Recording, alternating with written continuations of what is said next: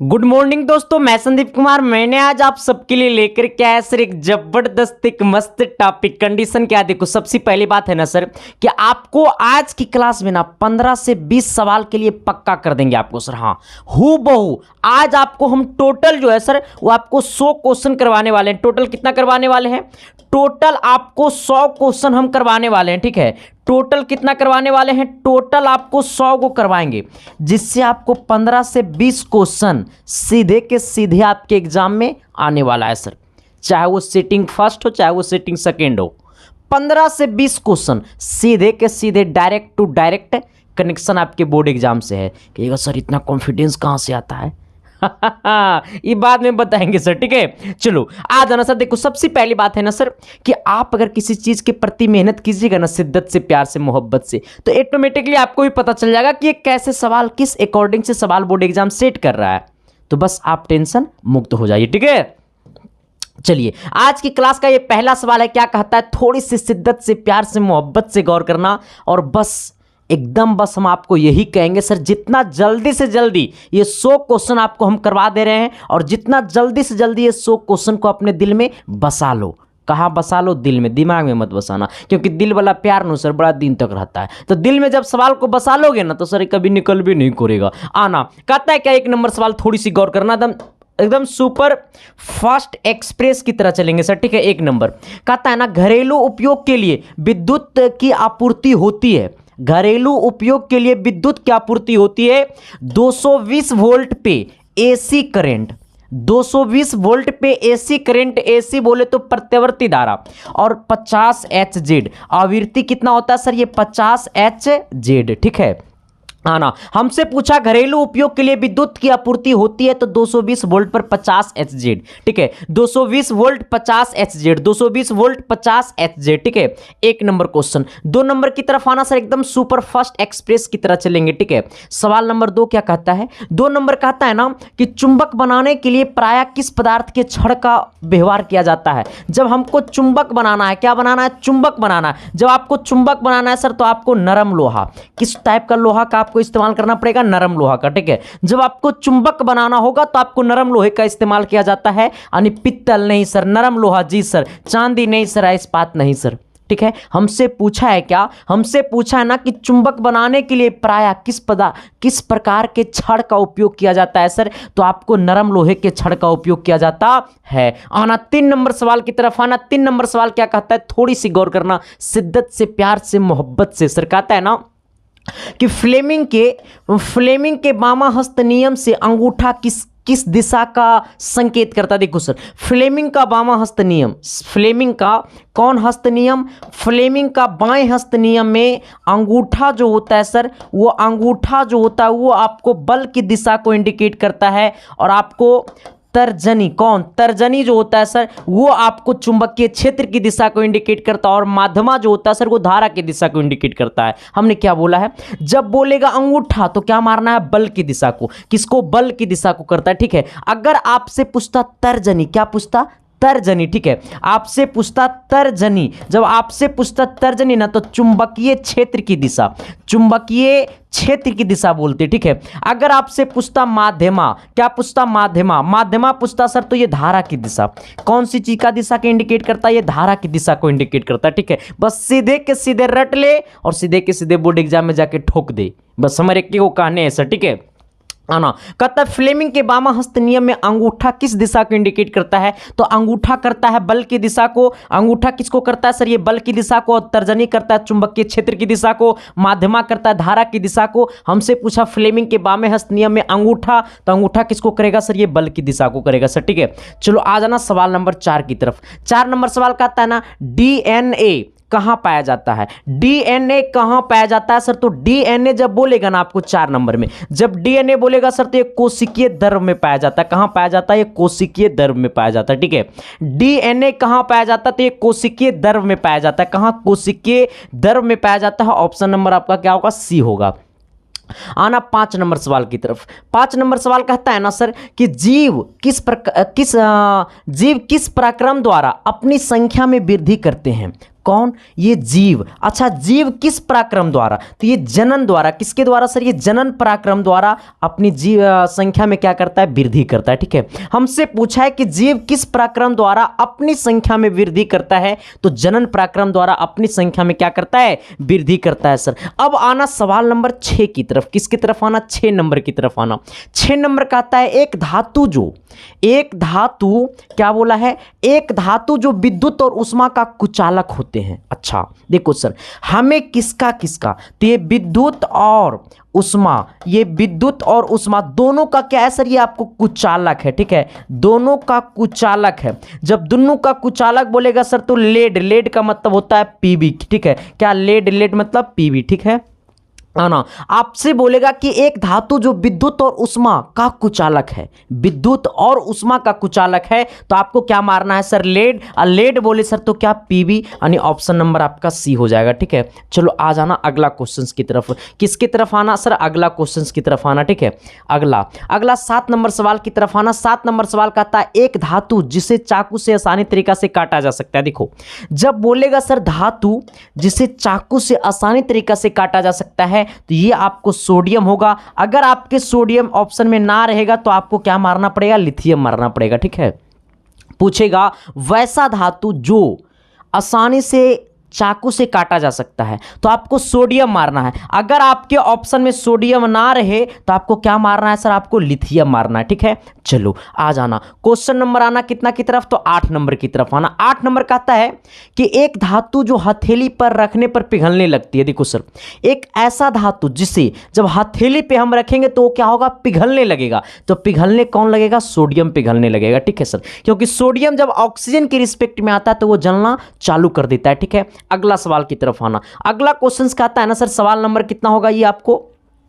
आपको होगा सवाल नंबर 8 होगा ना रे, कि 9 नंबर होगा सर? ये सवाल नंबर नहीं, 9 नंबर होगा। ठीक है, आ जाना।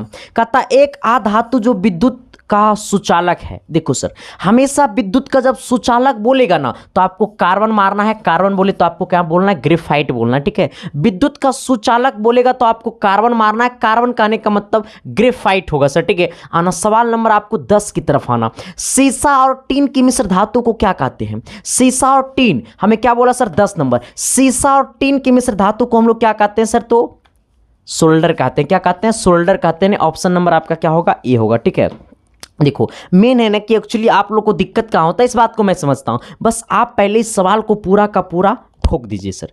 बस मैं आपको इतना ही कहूँगा सर, ये 100 का 100 पहले आप कर लीजिए। अगर 20 से 15 से 20 सवाल अगर डायरेक्ट टू डायरेक्ट अगर नहीं आ गया ना, तब मेरे को बोलना। इसीलिए सर ये सवाल पे हम ज़्यादा डिस्कशन नहीं कर रहे हैं। ठीक है, आना। अब बहुत सारे बच्चे ऐसे हैं सर इसका PDF कहाँ मिलेगा?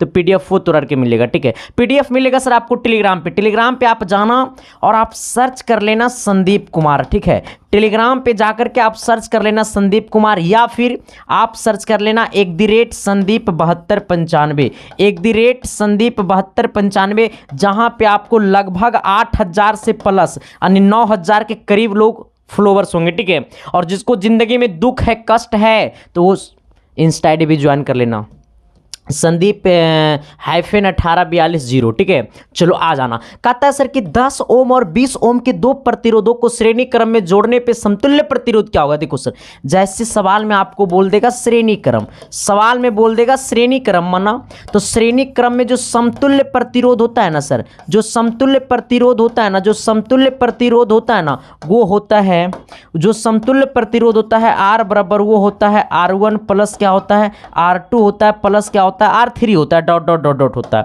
आना, हमें पहला 10 ओम है, दूसरा 20 ओम है, यानी 10 अब प्लस कितना 20 और तीसरा कोई है ये नहीं है, अगर कहने का सेंस है 30 ओम हो गया। अब यही अगर समांतर क्रम में होता, ये श्रेणी क्रम में था तो हमने दोनों को जोड़ दिया, ठीक है। अगर ये समांतर क्रम में होता तब हम लोग क्या कहते, अगर ये समांतर क्रम में होता, यहाँ जो श्रेणी क्रम है ये श्रेणी क्रम ना हो करके अगर ये समांतर क्रम होता तो समांतर क्रम में समतुल्य प्रतिरोध बराबर होता है 1/R बराबर होता है 1/R1 अब प्लस क्या होता है सर, प्लस क्या होता है सर 1/R2 प्लस क्या होता है 1/R3 plus dot dot dot, ठीक है। आ जाना, ये किसका फॉर्मूला है, तो ये आपको है समांतर क्रम का और ये आपका क्या है श्रेणी क्रम का। जब श्रेणी क्रम में बोलेगा तो डायरेक्ट टू डायरेक्ट जोड़ देना, समांतर क्रम बोलेगा तो बटा कर देना, ठीक है सर। चलो आ जाना, सवाल सवाल नंबर हम लोग आते हैं अगला क्वेश्चन की तरफ। अगला कहता है किसी चालक के प्रतिरोधकता का मात्रक होता है। देखो सर, इस बात को आप समझ लेना, जब आपसे बोलेगा प्रतिरोधकता, जब आपसे प्रतिरोधकता का एसआई मात्रक पूछेगा तो आपको मारना है ओम मीटर। क्या मारना है? ओम मीटर। और जब आपसे प्रतिरोध का एसआई मात्रक पूछेगा, जब प्रतिरोध का एसआई मात्रक पूछेगा तो ओम मारना। ठीक है, हमने क्या बोला है? हमने बोला है सर कि प्रतिरोधकता का एसआई मात्रक पूछेगा तो ओम मीटर मारना, प्रतिरोध का एसआई मात्रक पूछेगा तो ओम मारना। हमसे पूछा है कि प्रतिरोधकता का एसआई मात्रक क्या होगा? प्रतिरोधकता का एसआई मात्रक होगा ओम मीटर। तो क्या मैंने जो बोला वो चमका न जी? अरे एस या नो तो बोलिए न जी। तो अगला क्वेश्चंस की तरफ तो आइए न जी। देखिए थोड़ा सा अगला क्वेश्चंस देखिएगा थोड़ा। कहता है विद्युत प्रतिरोध का एसआई मात्रक क्या होता है? हमने जो भी बोला वही फेस टू फेस आ गया। देखना रे, अभी जस्ट हमने आपको बताया सर कि प्रतिरोध का एसआई मात्रक क्या होता है। आप जरा बताइएगा। ये सवाल नंबर कितना है सर? ये 13 होगा रे, 13 नंबर सवाल। आप ये 13 को शिद्दत से, प्यार से, मोहब्बत से कमेंट कर दो। अभी जस्ट हमने आपको बताया कि प्रतिरोधकता का एसआई मात्रक होता है ओम मीटर, तो प्रतिरोध का एसआई मात्रक क्या होगा? आप जरा बता दो मेरे भाई। ठीक है सर, चलो आ जाना अगला क्वेश्चन की तरफ। 14 नंबर कहता है ओम के नियम में के सूत्र में क्या होता है? देखो इस बात को आपको समझना, ओम बराबर, ओम का जो नियम होता है सर वो हमारा होता है क्या? आर बराबर होता है क्या? आर बराबर क्या होता है सर? आर बराबर क्या होता है? आर बराबर क्या होता है सर? देखो ये भी डायरेक्टली प्रोपोर्शनल टू आर होता है, जहां पे भी बराबर होता है, ये देखो नहीं भी डायरेक्टली प्रोपोर्शनल टू आई होता है। ठीक है, जहां पे ये डायरेक्टली प्रोपोर्शनल का सिंबल हटेगा ना तो इसके जगह आर आएगा, यानी क्या हो जाता है? भी बराबर आर आई। भी बराबर क्या होता है सर? आर आई। भी बराबर क्या होता है? आई आर या चाहे आर आई। भी बराबर आई आर चाहे आर आई। ठीक है, चलो आना अगला क्वेश्चन क्या कहता है? थोड़ी सी शिद्दत से, प्यार से, मोहब्बत से देख लेना। कहता है शरीर में, क्या बोला है सर? शरीर में भोजन का पाचन किस प्रकार की अभिक्रिया है? अच्छा, शरीर में भोजन का पाचन किस प्रकार की अभिक्रिया है? तो ये ऑक्सीकरण अभिक्रिया। ठीक है, कैसे विक्रिया है? ऑक्सीकरण अभिक्रिया। कैसे विक्रिया? ऑक्सीकरण अभिक्रिया। हमसे पूछा शरीर में भोजन का पाचन किस प्रकार की अभिक्रिया है, तो ये आपको ऑक्सीकरण अभिक्रिया है। अगला क्वेश्चन क्या कहता है? थोड़ी सी शिद्दत से, प्यार से, मोहब्बत से देखना। कहता है अस्टोमाटा, क्या बोला सर? अस्टोमाटा पौधे के किस अंग में पाया जाता है? अस्टोमाटा पौधे के किस अंग में पाया जाता है? अस्टोमाटा जो होता है सर वो पौधे के किस अंग में पाया जाता है? तन में पाया जाता है, पत्तियों में पाया जाता है, जड़ में पाया जाता है, इनमें से कोई नहीं। जैसा ही आपके पास नाम आएगा अस्टोमाटा, क्या आएगा सर? अस्टोमाटा। जैसा ही अस्टोमाटा का नाम आएगा सर तो इसको हम लोग बोलेंगे पत्तियों में। कहां पे पाया जाता है सर? ये आपको पत्तियों में पाया जाता है। कहां पे पाया जाता है? पत्तियों में पाया जाता है। ठीक है, अस्टोमाटा पौधे के किस अंग में पाया जाता है? तो अस्टोमाटा जो होता है सर वो पौधे के पत्तियों में पाया जाता है। ठीक है, चलो अगला क्वेश्चन की तरफ आना। अगला क्वेश्चन क्या कहता है? शिद्दत से, प्यार से, मोहब्बत से देख लेना मेरे यारो। ठीक है, आना कहता है ना सर क्या कि रक्त में हल्के पीले रंग के चिपचिपे द्रव को कहते हैं हम क्या? रक्त में जो होता है वो हल्के पीले और चिपचिपे द्रव को क्या कहते हैं? प्लाज्मा कहते हैं, सीरम कहते हैं, लिम्फ कहते हैं, लासिका कहते हैं। हमने क्या बोला है? सवाल क्या बोला? सवाल पे हम लोग फोकस करना है और शिद्दत से, प्यार से, मोहब्बत से बता देना मेरे यारों कि ये क्लास आपको कैसा लग रहा है। देखो ये बड़ा ही सीरियस मूड वाला क्लास है, बड़ा ही मतलब इनर्जेटिक क्लास भी बोल सकते हैं इसको। ठीक है, क्योंकि ये क्लास में no comment sir, direct to direct आपके बोर्ड एग्जाम के लाइक क्वेश्चन है। ठीक है सर, डायरेक्ट टू डायरेक्ट आपके बोर्ड एग्जाम में सवाल फंसने वाला है सर, मैंने वही सब सवाल लेकर के आया। ठीक है ना, हमने बोला सर जब देखो, जब बोलेगा चिपचिपे द्रव, क्या बोलेगा? चिपचिपे द्रव, तो आपको मारना है प्लाज्म। क्या मारना है सर? प्लाज्मा मारना। ठीक है, क्या मारना है सर? ये प्लाज्मा मारना है। ठीक है, यानी ऑप्शन नंबर क्या हो जाएगा आपका? ए हो जाएगा। इस बात को आपको समझना पड़ेगा सर। ठीक है, चलो आना अगला क्वेश्चन क्या कहता है? थोड़ी सी गौर करना। कहता है हेमाटाइट किस धातु का एक्स है? हेमाटाइट किस धातु का एक्स है? हेमाटाइट देखो जैसे बोलेगा ना सर हेमाटाइट, हेमाटाइट। अच्छा इस बात को आप समझिएगा, इस बात को आप समझिएगा, क्या सोडियम का कभी हो सकता है? हेमाटाइट किस धातु का एक्स है? क्या सोडियम का कभी हो सकता है? नहीं सर, जीवन में नहीं हो सकता है। कैल्शियम का हो सकता है? नहीं हो सकता है। एल्युमिनियम का हो सकता है? हो सकता है, बट एल्युमिनियम का होता है बॉक्साइट, तो ये नहीं होगा। अच्छा ये Fe मतलब क्या होता है सर? ये लोहा होता है। ठीक है, इसका मतलब जो हेमाटाइट किस धातु का एक्स है, तो हेमाटाइट जो है सर वो हमारा क्या? लोहा का एक्स है। ठीक है ना, ये देखने से, सुनने से लग रहा होगा सर ना कि हेमाटाइट किस धातु का एक्स है, तो हेमाटाइट हमारा लोहा का है। अगला कहता है क्या सर कि जल में हाइड्रोजन तथा ऑक्सीजन का परमाणु संख्याओं का अनुपात क्या होगा? किसमें? तो हाइड्रोजन और ऑक्सीजन के परमाणु संख्याओं का अनुपात क्या होगा? हाइड्रोजन और ऑक्सीजन की परमाणु संख्याओं का अनुपात क्या होगा? शिद्दत से, प्यार से, मोहब्बत से कमेंट बॉक्स में कमेंट कर दो सर। देखो सर, इस बात को आपको समझना, थोड़ी सी शिद्दत से, प्यार से, मोहब्बत से समझना। ये सवाल नंबर कितना है सर? आपको कमेंट बॉक्स में कमेंट करना पड़ेगा। ये सवाल नंबर आपको 19 है, ठीक है। आप जरा शिद्दत से, प्यार से, मोहब्बत से कमेंट करके बता देना। देखो हमको बोला है ना सर कि जल में हाइड्रोजन तथा ऑक्सीजन की परमाणु संख्याओं का अनुपात। अच्छा, परमाणु संख्याओं का अनुपात क्या होगा? तो ये आपको 19 नंबर, चाहे आप जहां से भी कमेंट करिए, लेकिन आपको कमेंट करना पड़ेगा, ठीक है। चलो आ जाना। अगला क्वेश्चन कहता है क्लोरीन की संयोजकता होती है। अच्छा, इस बात को आपको समझना है सर कि क्लोरीन जो होता है वो क्लोरीन की जो संयोजकता होगी वो हमारा क्या होगी? निगेटिव होगी। और क्लोरीन की संयोजकता जो होता है वो माइनस कितना होता है? 1 होता है। क्लोरीन की संयोजकता कितना होता है? -1 होता है सर, ठीक है। चलो आ जाना। अगला सवाल क्या कहता है? थोड़ी सी गौर करना, बड़ा ही सीरियस वाला क्लास है सर, ठीक है। बहुत ही मतलब ये सीरियस वाला क्लास है। ये क्लास में कहने का सेंस है direct to direct board exam में मामला फंसे, ठीक है ना। कहता निम्नांकित में कौन निष्क्रिय गैस है? देखो सर, निष्क्रिय गैस वही गैस होगा जिसकी वास्तव कक्षा में इलेक्ट्रॉनों की संख्या सेम हो जाएगा। यानी कहने का सेंस है हमारा निष्क्रिय गैस होगा तो यहाँ हीलियम होगा। निष्क्रिय गैस हमारा क्या होगा? हीलियम होगा, ठीक है आना। या फिर नियोन होगा, ठीक है आना। कहता है लोहा, निकेल और क्रोमियम के मिश्र धातु को क्या कहते हैं? किसके किसके सर? देखो जब आपको कहेगा लोहा, क्या कहेगा? लोहा और किसका? निकेल। और लोहा और निकेल और कौन मिलेगा? और हमें क्रोमियम को मिलाएगा, ठीक है। क्रोमियम को मिलाएगा, क्रोमियम को मिलाएगा। लोहा, निकेल और क्रोमियम को मिलाएगा ना सर, तो तीनों मिल करके बनाता है आपको स्टेनलेस स्टील। क्या बनाता है? स्टेनलेस स्टील, स्टेनलेस स्टील, ठीक है। स्टेनलेस स्टील, ठीक है। आ जाना। हमने क्या बोला है कि लोहा, निकेल और क्रोमियम के मिश्र धातु को क्या कहते हैं? लोहा, निकेल और क्रोमियम के मिश्र धातु को कहते हैं स्टेनलेस स्टील कहते हैं, ठीक है। क्या कहते हैं? स्टेनलेस स्टील कहते हैं। अगला क्वेश्चन कहता है धातु जो सिर्फ अम्लराज में घुलता हुआ है। अच्छा, कौन सा धातु जो सिर्फ अम्लराज में घुलता है सर? तो ये आपको क्या है? थोड़ी सी शिद्दत से, प्यार से, मोहब्बत से बता दोगे? नहीं बताओगे ना? सुनो, देखो सर, जब बोलेगा अम्लराज में घुलता तो ये हमारा AU का मतलब क्या होता है सर? ये सोना, ठीक है। क्या होगा सर? ये सोना, ठीक है आना। जब बोलेगा अम्लराज में घुलता है, इसका मतलब क्या होगा सर? सोना। क्या होगा सर? ये सोना, ठीक है। चलो आ जाना। अगला क्वेश्चन क्या कहता है? कहता सबसे अधिक सक्रिय धातु। सबसे अधिक सक्रिय धातु, देखो सर, जब बोलेगा सबसे अधिक सक्रिय धातु तो पोटेशियम होगा, सोडियम होगा, लोहा होगा या तांबा होगा। सबसे अधिक सक्रिय धातु, देखो जब बोलेगा सबसे अधिक बोलेगा, ठीक है, अधिक सक्रिय धातु, तो आपको मारना है सर ये पोटेशियम। क्या मारना है? ये आपको पोटेशियम मारना है, ठीक है। अगर बोलेगा कम सक्रिय धातु, क्या बोलेगा? कम सक्रिय धातु बोलेगा, तो कम बोलेगा ना सर तो आपको क्या मारना है? कम बोलेगा ना तो आपको मारना है, कम बोलेगा तो आपको सोना मारना है, ठीक है। कम बोलेगा तो आपको क्या मारना है? सोना मारना है। सोना बोले तो AU, ठीक है। आ जाना। अब इस बात को समझना आपको, सबसे अधिक सक्रिय धातु, तो सबसे अधिक जब बोलेगा तो आपको पोटेशियम मारना है, सबसे कम बोलेगा तो आपको सोना मारना है, ठीक है। चलो आ जाना। अगला क्वेश्चन क्या कहता है? कहता है ना मुक्त अवस्था में पाए जाने वाली धातु क्या है? मुक्त अवस्था में पाए जाने वाले धातु तांबा, लोहा या सोना या फिर पारा। मुक्त अवस्था में पाए जाने वाले धातु, मुक्त अवस्था में पाए जाने वाला धातु क्या है सर? ये सोना है, ठीक है सर। क्या है? सोना है। यानी ऑप्शन नंबर आपका क्या होगा? C होगा। कहता है कमरे के ताप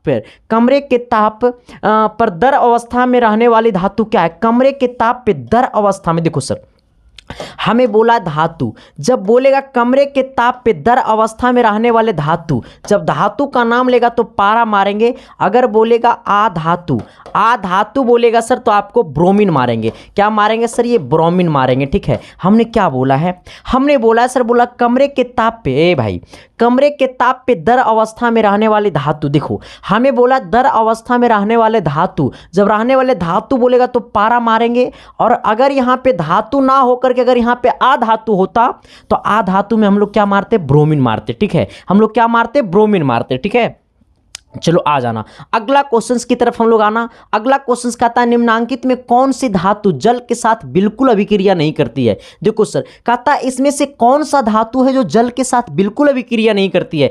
क्या अगर लोहा में जल मिल जाएगा सर तो जंग लग जाएगा, ये अभिक्रिया कर जाएगी, ठीक है। लेकिन हमें बोला है कि जो बिल्कुल अभिक्रिया नहीं करती है, एल्युमिनियम भी जंग लोहा ऑक्सीजन के साथ अभिक्रिया कर लेता है। लेकिन चांदी जो है सर, वो चांदी सोना चांदी हो चाहे सोना हो, ये सब जल के साथ अभिक्रिया नहीं करता है। अगर जल के साथ अभिक्रिया करता तो हम लोग चांदी का कोई चीज़ पहने होते हैं ना, तो अगर जब उसको हम चांदी का कोई चीज़ पहने होते अगर उसको हम नहाते ना तो उस पर पानी पड़ता तो वो क्या हो जाता, जंग के लगने की वजह से वो जंग लग जाता पानी की वजह से, या फिर उस पर रंग चेंज हो जाता तो वो अभिक्रिया करता। लेकिन सोना और चांदी या जल के साथ अभिक्रिया नहीं करता। ठीक है, चलो अगला क्या कहता है सर कि कार्बन क्या है, कार्बन एक आधातु है। कार्बन क्या है, आधातु है सर। ठीक है, चलो कहता है सबसे कठोर प्राकृतिक पदार्थ कौन सा है, सबसे कठोर प्राकृतिक पदार्थ, सबसे कठोर बोलेगा सर तो हीरा मार देना, क्या मार देना, हीरा मार देना। ठीक है, सबसे कठोर बोलेगा तो हीरा मार देना। चलो कहता है लोहे की परमाणु संख्या होती है, तो अच्छा लोहा की परमाणु संख्या कितना होता है, देखो सर ये आपको लोहा की परमाणु संख्या 26 होता है। अच्छा इस बात को आप बता देना कि 25 का मतलब मैग्नीज होता है। ठीक है, Mn, मैग्नीज का फॉर्मूला क्या होता है, Mn होता है ना, है ना। 24 बोलेगा सर तो क्रोमियम। 27 क्या होगा सर इस बात को, 20 कैल्शियम, 21 स्केडियम, 22 टाइटेनियम, 24 क्रोमियम, हाँ 24 से क्रोमियम होगा। ठीक है, चलो आ जाना। कहता है शुद्ध सोना का व्यक्त किया जाता है, शुद्ध सोना को व्यक्त किया जाता है 24 कैरेट में। कहता है निम्नांकित में किसे चाकू से काटा जा सकता है, चाकू से काटने वाला धातु क्या है, सोडियम। लेकिन आपके ऑप्शन में सोडियम दिया ही नहीं, जब सोडियम नहीं दिया रहेगा तो क्या मार देंगे, लिथियम। तो चाकू से सोडियम को भी काटा जाता है और किसको काटा जाता है, लिथियम को भी काटा जाता है। ठीक है, इस बात को आपको समझना पड़ेगा सर, क्योंकि बहुत सारे ऐसे हैं ना जो डायरेक्ट खोजेगा कि कहाँ गया सोडियम, कहाँ गया सोडियम, लेकिन सोडियम आपको मिलेगा नहीं सर। जब सोडियम नहीं रहेगा तो आपको क्या मार देना है, लिथियम मार देना। ठीक है, चलो आना अगला क्वेश्चन की तरफ। अगला कहता है कौन सा आधातु कमरे के ताप पे द्रव अवस्था में होता है। देखो सर यहाँ पे तुरंत घुस गया आधातु, जैसे बोलेगा आधातु, ठीक है, जैसे बोलेगा आधातु तो हम लोग मारेंगे ब्रोमीन, क्या मारेंगे, ब्रोमीन। ठीक है, अगर बोलेगा सर धातु, क्या बोलेगा, अगर धातु बोलेगा ना तो धातु में हम लोग तुरंत मारेंगे क्या, पारा। ठीक है, क्या मारेंगे, पारा। ठीक है, आ जाना। लेकिन यहाँ पे कमरे के ताप पे कौन सा आधातु कमरे के ताप पे द्रव अवस्था में रहता है, तो आधातु बोलेगा तो ब्रोमीन मारेंगे। ठीक है, चलो अगला क्वेश्चन की तरफ आ जाना। अगला क्वेश्चन क्या कहता है सर, अगला कहता है ना स्टेनलेस स्टील मिश्र धातु है किसका किसका। अभी जस्ट हमने आपको पढ़ाया सर, अभी जस्ट हमने आपको पढ़ाया कि स्टेनलेस स्टील किसका किसका मिश्र धातु है। स्टेनलेस स्टील किसका किसका मिश्र धातु है, लोहा, कॉपर, क्रोमियम का। आ जाना, स्टेनलेस स्टील जो मिश्र धातु है वो लोहा का है, कॉपर का है, क्रोमियम का है। लेकिन लोहा ऑप्शन में है लेकिन कॉपर और क्रोमियम ऑप्शन में नहीं है।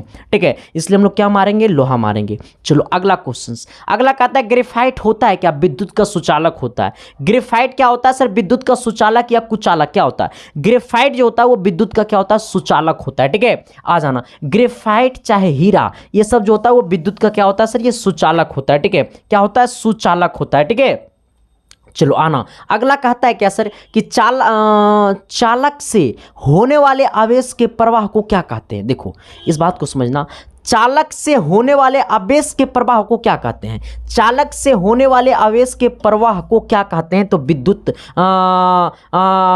धारा विद्युत कहते हैं, विद्युत धारा कहे, इसको हम लोग बोल सकते हैं विद्युत धारा। ठीक है, विद्युत धारा, यहाँ पे धारा विद्युत लिखा है लेकिन इसको हम लोग लिख सकते हैं विद्युत धारा। ठीक है, चलो आ जाना। अगला क्वेश्चन, अगला कहता है ना सर क्या कि विद्युत बल्ब में फिलामेंट तार बना होता है, क्या चीज़ का, विद्युत बल्ब का जो फिलामेंट तार बना होता है ना सर वो आपको टंगस्टन का होता है। ठीक है, टंगस्टन का होता है, किसका होता है, ये टंगस्टन का होता है। यानी कहे तो कहने का सेंस है टंगस्टन का, ऑप्शन नंबर आपका क्या हो जाएगा, डी।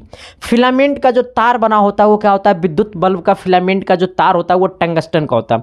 1 किलोवाट घंटा निम्नांकित में किसके बराबर होता है, 1 किलोवाट घंटा यानी किसके बराबर होता है सर, आपको कितना, 3.6 × 10 कितना, 6 जूल। ठीक है, ऑप्शन नंबर क्या हो जाएगा, सी हो जाएगा। ये बात कितने लोग जानता था, जरा शिद्दत से, प्यार से, मोहब्बत से बता देना। कहता है 1 कूलम विद्युत आवेश में कितने प्रोटॉन से बनता है। देखो एक बात को समझना, 1 कूलम आवेश में देखो 1.6 इंटू 10 टू दी पावर कितना, 1.6 इंटू 10 टू दी पावर कितना, 19। लेकिन क्यों, क्योंकि हमसे पूछा प्रोटॉन, प्रोटॉन जो होता है वो हमेशा पॉजिटिव में देना। ठीक है, आना। अगर इलेक्ट्रॉन आपसे पूछता, ठीक है, इलेक्ट्रॉन पूछता सर तो इलेक्ट्रॉन में हमें निगेटिव देना। ठीक है, बट हमसे पूछा प्रोटॉन तो हम लोग प्लस वाला मारेंगे। ठीक है, हम लोग क्या वाला मारेंगे, प्लस वाला मारेंगे, क्योंकि प्रोटॉन के पास पॉजिटिव चार्ज होता है, इलेक्ट्रॉन के पास निगेटिव चार्ज होता है, न्यूट्रॉन के पास चार्ज लेस होता है। ठीक है, है ना। अगला कहता है विभवांतर मापने वाले अंतर को कहा जाता है। देखो इस बात को समझना, विभवांतर, देखो इस बात को समझो, धारा मापने वाले अंतर को हम लोग कहते हैं एमीटर। क्या कहते हैं सर? एमीटर कहते हैं, ठीक है। आ जाना, अब इस बात को समझो, विभवांतर मापने वाले अंतर को क्या कहेंगे? विभवांतर मापने वाले अंतर को क्या कहेंगे? अच्छा, विभवांतर मापने वाले अंतर को कहा जाता है वोल्ट मीटर। क्या कहा जाता है सर? ये आपको कहा जाता है वोल्ट मीटर। क्या कहा जाता है? वोल्ट मीटर, ठीक है। विभवांतर मापने वाले अंतर को क्या कहा जाता है? वोल्ट मीटर कहा जाता है। क्या कहा जाता है? वोल्ट मीटर कहा जाता है, ठीक है। अब इस बात को समझो, जब पूछेगा धारा तो मारेंगे एमीटर, विभवांतर बोलेगा तो मारेंगे वोल्ट मीटर, ठीक है। चलो अगला क्वेश्चन, अगला कहता है सर कि 1 वोल्ट बराबर होता है, देखो 1 वोल्ट बराबर होता है 1 जूल, अब बट्टा में कितना? 1 कूलम्ब, बट्टा में कितना? 1 कूलम्ब, ठीक है। 1 जूल बट्टा 1 कूलम्ब, ठीक है। यानी 1 वोल्ट बराबर 1 जूल बट्टा 1 कूलम्ब, यानी ऑप्शन नंबर आपका कहाँ गया? 1 जूल बट्टा कूलम्ब, 1 जूल बट्टा कितना? कूलम्ब, 1 जूल बट्टा कितना? कूलम्ब, ऑप्शन नंबर आपका बी होगा, ठीक है। चलो आ जाना, अगला क्वेश्चन क्या कहता है सर? अगला कहता है 1 HP बराबर होता है 746 वाट, इसको याद कर लेना, ठीक है। 1 HP बराबर होता है 746 वाट, ऑप्शन नंबर ए। कहता है सर वाष्पोत्सर्जन कैसी प्रक्रिया है? वाष्पोत्सर्जन जो है वो कैसी प्रक्रिया है? तो वाष्पोत्सर्जन जो है सर वो हमारा भौतिक प्रक्रिया। कैसी है सर? ये आपको भौतिक है, ठीक है। चलो आना, मानव हृदय का औसत परकुचन दाब, जैसे आपसे पूछेगा सर औसत, आपसे पूछेगा औसत परकुचन दाब, ठीक है। आपसे पूछेगा औसत परकुचन दाब तो 120 mmHg, 120 mmHg मारना, ठीक है। आपसे पूछेगा औसत परकुचन दाब तो कितना मारना? 120 mmHg। कहता है ना सर कि नशा करना ही है तो मेहनत का करो। अरे नशा करना ही है तो मेहनत का करो, बीमारी भी आएगी तो कामयाबी बन के। एक बात नहीं सुना है? बड़ा शिद्दत से कहता है, क्योंकि देखो सर जिंदगी में नशा तो हर इंसान करता है, हम भी करते हैं, आप भी करते हैं, लेकिन सर नशा ऐसा करो ना कि जो नशा शरीर को खराब ना करे, शरीर में चमक लावे सर, ठीक है। क्योंकि देखो जिंदगी का नाम है क्या है? संघर्ष। हम भी संघर्ष करते हैं, तुम भी संघर्ष करते हो सर, ठीक है।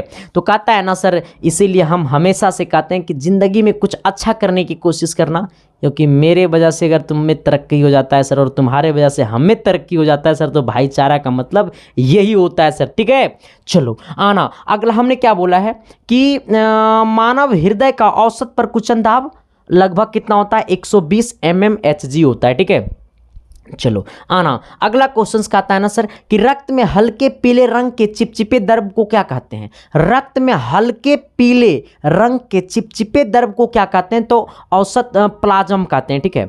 चलो कहता है मानव रक्त में उपस्थित यूरिया की समान मात्रा होती है। देखो जब बोलेगा सर यूरिया की समान मात्रा होती है तो देखो इस बात को समझना है, परकुचन दाब आपसे पूछेगा ना तो कितना मारना? 120 mmHg मारना। अब आपसे पूछ दिया सर यूरिया की, किसका पूछ दिया है? यूरिया की समान मात्रा, तो यूरिया का समान मात्रा मारना कितना? 120 मारना, सॉरी 20 मारना। कितना मारना सर? ये 20 मारना। कितना मारना? 20 mg मारना, ठीक है। कितना मारना? 20 mg मारना। चलो अगला कहता है प्रकाश संश्लेषण द्वारा किसकी प्राप्ति होती है?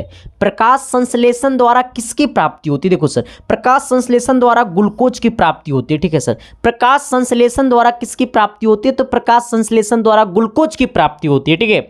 चलो आ जाना, अगला क्वेश्चन की तरफ आना। अगला कहता है सर निम्नलिखित में कौन उत्सर्जी अंग है? देखो सर इस बात को आपको समझना है, जैसी बोलेगा उत्सर्जी अंग तो वृक्क, अग्नाशय या फिर आँख या इनमें से कोई नहीं। देखो इस बात को आपको समझना है सर, जब बोलेगा उत्सर्जी अंग, क्या बोलेगा? उत्सर्जी अंग, तो आपको मारना है वृक्क। क्या मारना है सर? वृक्क मारना है, ठीक है। चलो आ जाना, अगला क्वेश्चन क्या कहता है सर? थोड़ी सी गौर कर लेना। कहता है एटीपी में फास्फेट की संख्या होती है। देखो एटीपी में किसकी संख्या? फास्फेट की संख्या, ठीक है। फास्फेट की संख्या होती है तो 3 होती है, ठीक है। एटीपी में फास्फेट की संख्या कितनी होती है सर? 3 होती है, ठीक है। चलो आ जाना, अगला क्वेश्चन हमारा कितना हो गया सर? ये 50 क्वेश्चन हमने करवा दिया, ठीक है। टोटल हमने 50 क्वेश्चन करवा दिया सर। अब आना क्वेश्चन नंबर 51 की तरफ, ठीक है। कितने नंबर की तरफ आना? 51 नंबर की तरफ आना, ठीक है। चलो आना, कहता है 51 नंबर सवाल क्या, थोड़ी सी शिद्दत से, प्यार से, मोहब्बत से आना मेरे यारो, क्योंकि हम हमेशा से कहते हैं कि पढ़ो वही जो बोर्ड एग्जाम पूछता है, बोर्ड एग्जाम पूछेगा वही रे मेरे भाई जो हम पढ़ाते हैं, ठीक है सर। आ जाना, ये पिछले साल का रिकॉर्ड है, जाके देख लेना तू। टेंशन खत्म हो जाई, कहे का प्रोग्राम रे। आना, देखो सर आज मैं बहुत ही ज़्यादा सीरियस में है, ठीक है सर। कहते हैं प्रकाश संश्लेषण की क्रिया, प्रकाश संश्लेषण क्रिया में ऑक्सीजन बाहर निकलता है जल से। प्रकाश संश्लेषण की क्रिया में ऑक्सीजन बाहर निकलता है किससे? तो जल से निकलता है, ठीक है। प्रकाश संश्लेषण की क्रिया में ऑक्सीजन जो बाहर निकलता है वो किससे निकलता है? तो वो जल से निकलता है, ठीक है। चलो अगला, अगला कहता है निम्नलिखित में से कौन सा तत्व आसानी से इलेक्ट्रॉन खो देता है? देखो सर, निम्नांकित में कौन सा तत्व आसानी से इलेक्ट्रॉन को क्या कर देता है सर? खो देता है। तो देखो इलेक्ट्रॉन को खोने वाला सबसे आसानी से यही तत्व है, ठीक है, क्योंकि सबसे अधिक है सर, ठीक है, इसलिए हमारा इलेक्ट्रॉन को बड़ा आसानी से खो देता है। कहता है अष्टक सिद्धांत का प्रतिपादन किसने किया था? अष्टक सिद्धांत का प्रतिपादन किसने किया था? तो अष्टक सिद्धांत आप न्यूलैंड्स जी ने दिया था, कब? 1865 में दिए थे। कब दिए थे? 1865 में दिए थे, ठीक है। कहता है अष्टक सिद्धांत का प्रतिपादन किसने किया था? तो न्यूलैंड्स ने किया था। कब किए थे न्यूलैंड्स चचा ने? तो आपको 1865 में किए थे, ठीक है। अष्टक सिद्धांत का प्रतिपादन किसने किया था? तो न्यूलैंड्स ने किया था। कब किया था? तो 1865 में किया था, ठीक है। चलो आ जाना, अगला क्वेश्चंस की तरफ आना सर। अगला कहता है ना कि उभयलिंगी जीव है, उभयलिंगी जीव है, तो उभयलिंगी जीव इसमें केचुआ होगा, ठीक है सर। उभयलिंगी जीव क्या होगा? केचुआ होगा। केचुआ जो होता है सर उभयलिंगी जीव होता है, ठीक है। उभयलिंगी जीव इसमें क्या होगा? केचुआ होगा, ठीक है। आना, उभयलिंगी जंतु नहीं है। अच्छा, उभयलिंगी जंतु नहीं है। अब कहता है इसमें उभयलिंगी जंतु नहीं है, तो अभी तो जस्ट आपको हमने पढ़ाया है कि उभयलिंगी जंतु में केचुआ आता है, क्रीम भी आता है उभयलिंगी जंतु में। अच्छा, हाइड्रा भी उभयलिंगी जंतु में आता है, बट मछली जो होता है सर वो बच्चा को पैदा करने के लिए किसी और से मतलब रिलेशन करके बच्चा को पैदा करता है, ठीक है सर। तो इसलिए उभयलिंगी जंतु हमारा मछली नहीं होगा। हमने क्या बोला? उभयलिंगी जंतु हमारा मछली नहीं होगा, बट उभयलिंगी जंतु जो होता है वो हाइड्रा होता है, क्रीम होता है, फिर आपको केंचुआ होता है, ठीक है। ये सब उभयलिंगी है, ये भी उभयलिंगी है, ये भी उभय, लेकिन हमसे पूछा उभयलिंगी नहीं है। हमसे क्या पूछा? उभयलिंगी नहीं है। तो उभयलिंगी नहीं है कौन? मछली नहीं है, ठीक है। चलो आ जाना, अगला क्वेश्चन की तरफ आना। अगला कहता है ना सर कि मनुष्य में कितने जोड़ गुणसूत्र होते हैं? जब देखो, जब पूछेगा मनुष्य में कितने जोड़ गुणसूत्र होते हैं, तो मनुष्य में 23 जोड़ा गुणसूत्र होता है, ठीक है। मनुष्य में कितने जोड़ा गुणसूत्र होता है? तो 23 जोड़ा गुणसूत्र होता है। आना, अगला कहता है सर कि पौधों में जनन अंग कहां पाए जाते हैं? पौधों में जनन अंग कहां पाए जाते हैं? पौधों में जनन अंग कहां पाए जाते हैं? पौधों में जनन अंग कहां पाए जाते हैं? तो देखो, जब आपसे पूछेगा जनन अंग, आपसे पूछेगा जनन अंग, तो आपको क्या मारना सर? ये पुष्प मारना। क्या मारना? पुष्प में। कहाँ में? पुष्प में, ठीक है। आना, हमने क्या बोला? जनन अंग। तो पौधों में जनन अंग कहाँ होते हैं सर? पुष्प में होते हैं, ठीक है। कहाँ होते हैं? पुष्प में होते हैं, ठीक है। कहाँ होते हैं? पुष्प में होते हैं, ठीक है। चलो आ जाना, यहाँ चमका कि नहीं चमका रही? अरे बोल ना रे मेरे भाई, चमका कि नहीं चमका रही? बड़ा सीरियस मूड में हम है, ठीक है। चलो आना, अगला क्वेश्चन कहता है ना सर कि गर्भ निरोध की विधि कौन है? विखंडन, संयोजन या फिर सभी? देखो सर, अगर आप किसी से संभोग भी कर रहे हैं बट आप गर्भ नहीं रखना चाह रहे हैं सर, तो आप एक चीज़ का उपयोग करके करना, उसका नाम क्या है सर?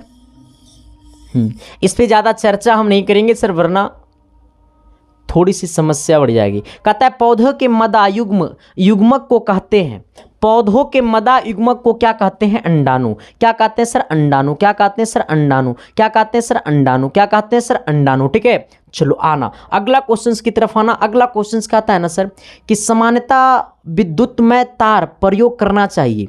सामान्यता विद्युतमय तार प्रयोग करना चाहिए लाल रंग का, ठीक है। कहता है सामान्यता विद्युतमय तार का प्रयोग करना चाहिए, तो लाल रंग का करना चाहिए, ठीक है। सामान्यता विद्युतमय तार का प्रयोग करना चाहिए तो लाल रंग का। क्यों? क्योंकि इसका तरंगदैर्घ्य सबसे अधिक होता है, ठीक है। ये विचलन कम करता है, ठीक है। आना, अगला क्वेश्चन। अगला कहता है सर कि विद्युत चुंबकीय प्रेरण की खोज किसने की थी? तो फ्राइडे जी ने किया था। किसने किया था? फ्राइडे ने किया था, ठीक है। विद्युत चुंबकीय प्रेरण की खोज किसने किया था? तो फ्राइडे अंकल जी ने किए थे, ठीक है। आना, कहता है डायनेमो आंतरिक ऊर्जा को किस ऊर्जा में परिणत कर देता है? देखो, डायनेमो जो है ना सर, वो डायनेमो जो है वो आंतरिक ऊर्जा को किस में करता है, तो ये आपको विद्युत ऊर्जा में करता है, ठीक है। किस में करता है, विद्युत ऊर्जा में। तो आंतरिक ऊर्जा से विद्युत ऊर्जा में, आंतरिक ऊर्जा से विद्युत ऊर्जा में, आंतरिक ऊर्जा से विद्युत ऊर्जा में, आंतरिक ऊर्जा से विद्युत ऊर्जा में, आंतरिक ऊर्जा से विद्युत ऊर्जा में कौन करता है, तो डायनेमो करता है, ठीक है। चलो आना अगला क्वेश्चन क्या कहता है सर, शिद्दत से, प्यार से, मोहब्बत से देखना। कहता है विद्युत फ्यूज आधारित है किस पे, विद्युत फ्यूज आधारित है किस पे, धारा के ऊष्मीय प्रभाव पे, धारा के चुंबकीय प्रभाव पे, धारा के रासायनिक प्रभाव पे, धारा के चुंबकीय प्रभाव पे। इस बात को आपको समझना है सर। विद्युत फ्यूज ऊष्मीय, विद्युत फ्यूज ऊष्मीय मतलब फ्यूज क्यों लगाया जाता है, जहां पे ज्यादा करंट आ जाने से फ्यूज उड़ जाता है, ठीक है। इसका मतलब है कि विद्युत फ्यूज हमें किसके प्रभाव पे कार्य करेगा, धारा के ऊष्मीय प्रभाव पे कार्य करेगा। विद्युत फ्यूज धारा के ऊष्मीय प्रभाव पे कार्य करेगा, क्यों, क्योंकि ज्यादा करंट आने से बचाएगा।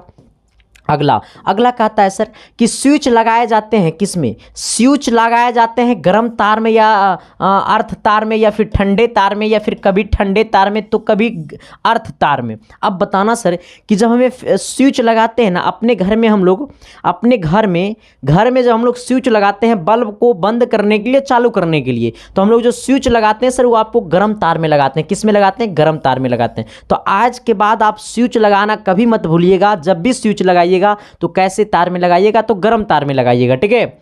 चलो आ जाना अगले क्वेश्चंस क्या कहता है सर, शिद्दत से, प्यार से, मोहब्बत से करना। कहता है हमारे मकानों में जो विद्युत आपूर्ति की जाती है वह होती है कितनी, देखो हमारे घर तक जो विद्युत करंट जो आता है सर वो हमारा आता है 220 वोल्ट, है ना। 220 वोल्ट पे प्रत्यावर्ती धारा आता है, और अगर इसको आवृत्ति में देखेंगे तो 50 Hz होगा, ठीक है। चलो आ जाना कहता है सर क्या कि विद्युत फ्यूज विद्युत धारा के किस प्रभाव पे कार्य करता है, विद्युत फ्यूज विद्युत धारा के किस प्रभाव पे कार्य करता है। विद्युत फ्यूज जो होता है सर वो विद्युत धारा के ऊष्मीय प्रभाव पे कार्य करता है, ठीक है। आना कहता है विद्युत धारा उत्पन्न करने की युक्ति को कहते हैं, विद्युत धारा उत्पन्न करने की युक्ति को हम लोग कहते हैं जनित्र कहते हैं, ठीक है। चलो आना कहता है किसी कुंडली का प्रतिरोध ज्ञात करने के लिए सूत्र लगाना है। देखो सर जब हम लोग किसी कुंडली का जब प्रतिरोध ज्ञात करते हैं सर, तो ऐसे केस में हम लोग जो सूत्र लगाते हैं वो क्या होता है, देखो है ना, हमारा फॉर्मूला होता है V बराबर होता है IR। अब हमको क्या निकालना है, हमको प्रतिरोध निकालना है। तो अब देखो यहाँ पे कि I हमारा है बट्टा में इधर आएगा, सॉरी गुना में है, I इधर आएगा बट्टा में, यानी V बट्टा I बराबर क्या हो जाएगा, R हो जाएगा। यानी कहने का सेंस है कि R बराबर V बट्टा I, ऑप्शन नंबर क्या हो जाएगा, C हो जाएगा। हमें बोला किसी कुंडली का प्रतिरोध ज्ञात करने के लिए सूत्र लगाते हैं, तो R बराबर V बट्टा I लगाते हैं। चलो आना अगला क्वेश्चन क्या कहता है सर, अगला क्वेश्चन कहता है ना कि बैटरी से किस प्रकार की धारा प्राप्त होती है। बैटरी से, देखो बैटरी से हमेशा दृष्ट धारा प्राप्त होती है। कैसी धारा प्राप्त होती है, हमेशा से हमेशा दृष्ट धारा प्राप्त होती है, ठीक है सर। एकदम आज सीरियस मुंड में है रे भाई, तो क्या मैंने जो बोला वो चमका ना रे, अरे एस या नो तो बोलिए ना जी। चलिए आइएगा जी, देखिए अगला सवाल कहता है विद्युत जनित्र का सिद्धांत आधारित है, विद्युत जनित्र का सिद्धांत आधारित है किस पे, विद्युत जनित्र का सिद्धांत आधारित है किस पे, विद्युत चुंबकीय प्रेरण पे, ठीक है। विद्युत चुंबकीय प्रेरण पे, किस पे, विद्युत चुंबकीय प्रेरण पे। विद्युत जनित्र का सिद्धांत, किसका सिद्धांत, विद्युत जनित्र का सिद्धांत, किसका सिद्धांत, विद्युत जनित्र का सिद्धांत किस पे है, तो विद्युत चुंबकीय प्रेरण पे है, ठीक है। किस पे, विद्युत चुंबकीय प्रेरण पे है।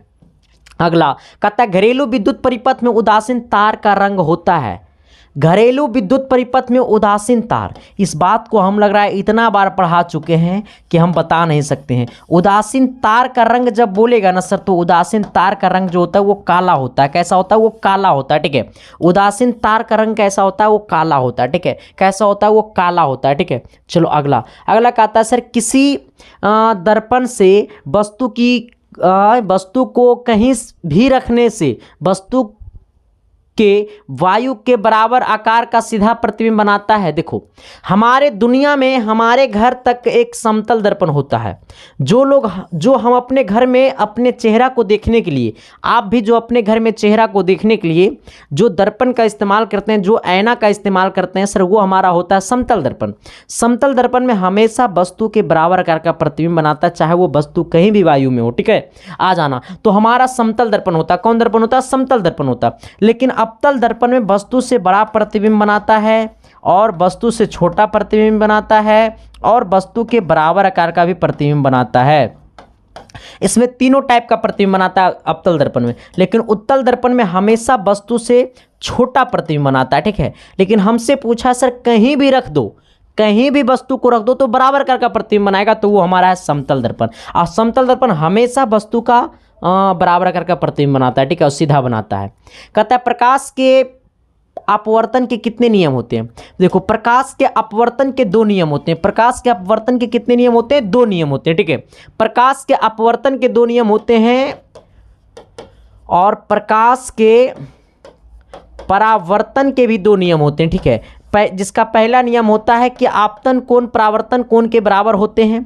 दूसरा नियम होता है कि आपतित किरण, परावर्तित किरण तथा आपतन बिंदु पे डाला गया विलंब तीनों एक ही तल में होते हैं, ठीक है सर। आ जाना, इसका एक होता है स्नेल का नियम। अगला कहता है कि प्रकाश का वर्ण विक्षेपण किस उपकरण से संभव होता है।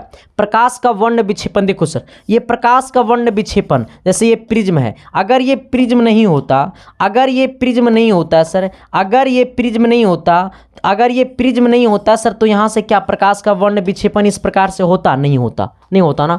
तो हमसे पूछा प्रकाश का वर्ण विक्षेपण किस उपकरण से संभव होता है, तो प्रकाश का वर्ण विक्षेपण प्रिज्म से संभव होता है। किससे संभव होता है? प्रिज्म से संभव होता है। और प्रिज्म का जो दो अथी होता है, जो दो भुजा होता है वो त्रिभुजाकार होता है। प्रिज्म का दो भुजा जो होता है सर वो कैसा होता है?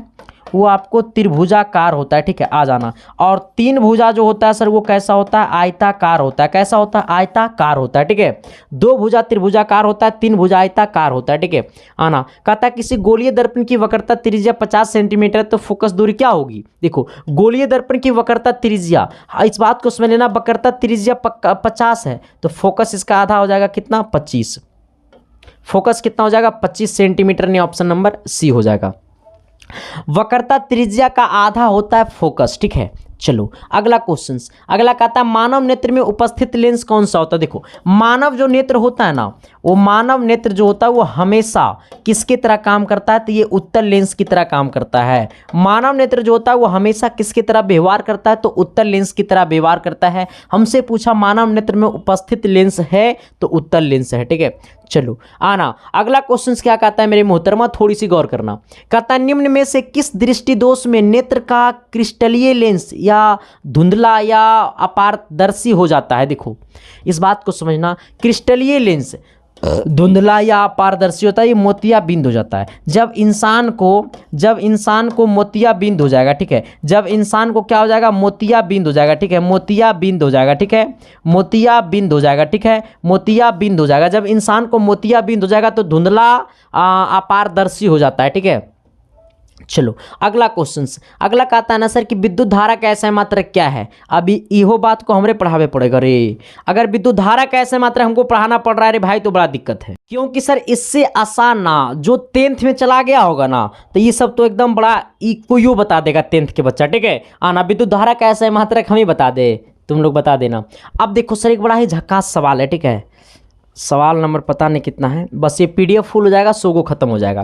कहता है 1 ओम 2 ओम और 3 ओम के 3 प्रतिरोध को श्रेणी क्रम में जोड़ा गया। तो हम आपको जस्ट बताएं कि जब श्रेणी क्रम बोलेगा ना तो तीनों को जोड़ देना, नहीं कितना हो जाएगा? 6 ओम हो जाएगा, ठीक है। अगर यही बोला होता आपको समांतर क्रम, जब आपको समांतर क्रम बोला होता ना सर, तो तीनों को फॉर्मूला ये लगा देते 1/r बराबर 1/r1 और प्लस 1/r2 और प्लस 1/r3, ठीक है। आना, यानी 1/r1 यानी 1/1 प्लस कितना? 1/2 प्लस 1/3, ठीक है। 1/r है, 1/r बराबर यहाँ पे क्या कर लो? 6 को एलसीएम कर लो, हो जाएगा यहाँ पे 6 प्लस कितना? 3 प्लस कितना? 2, यानी ये कितना हो जाएगा? 6 5 11, 11 बट्टा कितना? 6। आना, यानी 1/r बराबर 11/6, इसको उल्टा कर दो तो r/1, यानी 1 नीचे लिखा नहीं जाता है, तो ये हो जाएगा 6/11, यानी कहने का सेंस हमारा तब प्रतिरोध ये हो जाता है, ठीक है।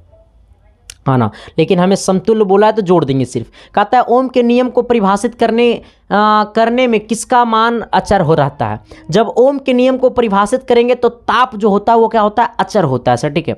चलो आना, कहता है डायनेमो से कैसी धारा प्राप्त होती है। डायनेमो से हमारा दृष्ट और प्रत्यावर्ती एसी और डीसी दोनों धाराएं प्राप्त होती है, ऑप्शन नंबर सी हो जाएगा। अगला कहता है पृथ्वी पर ऊर्जा का सबसे विशाल स्रोत क्या है। पृथ्वी पे ऊर्जा का सबसे विशाल स्रोत क्या है? सूर्य है सर। चलो आना, इनमें कौन सबसे अधिक अम्लीय है। इनमें कौन सबसे अधिक अम्लीय है? देखो सर इस बात को समझना, देखो देखो इस बात का, अम्ल का जो पीएच मान होता है वो 1 से 7 तक होता है, ठीक है। अब देखो सर 1 से 7 तक जो होता है वो अम्लीय का पीएच मान होता है, ठीक है। किसका मान होता है? अम्लीय का पीएच मान होता है, ठीक है। आना अब देखो यहाँ पे कि जो 1 से शुरू हुआ होगा, इसका मतलब 1 पे सबसे अधिक पीएच मान होगा, सबसे अधिक 1 पे होगा, इसके बाद 2 पे होगा, इससे कम थोड़ा सा 2 पे होगा, इसके कम थोड़ा सा 3 पे होगा, इससे कम थोड़ा सा 4 पे होगा, इस पे कम थोड़ा सा 7 पे होगा, और जो 6 तक होगा, है ना, 6 तक होगा। और 7 जो हो जाता है ना सर 1 से 6 तक होता है, ठीक है। 6 रहता है, 1 से 6 रहता है, ठीक है। अब 6 पे होगा जो वो और कम होगा अम्लीय, लेकिन 7 जो हो जाएगा वो अपने आप में क्या हो जाएगा? उदासीन हो जाएगा, ठीक है। फिर 8 से होगा सो हमारा क्षारीय हो जाएगा, ठीक है। सबसे अधिक क्षारीय गुण हो जाएगा 8 पीएच मान में, सबसे अधिक अम्लीय गुण हो जाएगा 1 पीएच मान में, ठीक है। आ जाना, यानी ऑप्शन नंबर क्या हो जाएगा आपका? ए हो जाएगा। अगला कहता है कि सर थोड़ी सी गौर करना, अच्छा ये किसको इंडिकेट कर रहा है आप जरा बताना। COOH किसको इंडिकेट कर रहा है? तो ये अम्ल को इंडिकेट कर रहा है, ठीक है। किसको इंडिकेट कर रहा है? ये अम्ल को इंडिकेट कर रहा है, ठीक है। अगर OH रहता, क्या रहता? OH रहता तो OH करता एल्कोहल को इंडिकेट, ठीक है। किसको करता? एथेनॉल को, जैसे एल्कोहल को, ठीक है। जैसे आइए गया, जैसे कहेगा एथेनॉल तो एथेनॉल को हमारा OH हो जाएगा। अगला कहता है निम्नलिखित में कौन संयोजी यौगिक है? अब देखो सर जब बोलेगा सह संयोजी यौगिक तो मारना CH4, ठीक है। कैल्शियम का परमाणु संख्या कितना है? तो कैल्शियम की परमाणु संख्या 20 होती है, ठीक है। चलो आना, कहता है आधुनिक आवर्त सारणी में कुल समूह की संख्या कितनी है? आधुनिक आवर्त सारणी में टोटल 18 गो समूह है, और आवर्त कितना है? तो 7 गो है। एक लिंगी पादप का उदाहरण है। देखो सर एक लिंगी जब बोलेगा ना सर तो आपको क्या मारना है पता है? पपीता मारना है, ठीक है। आ जाना, अगला बोला है सर कि इष्ट किस वर्ग का एक कोशिकीय जीव है?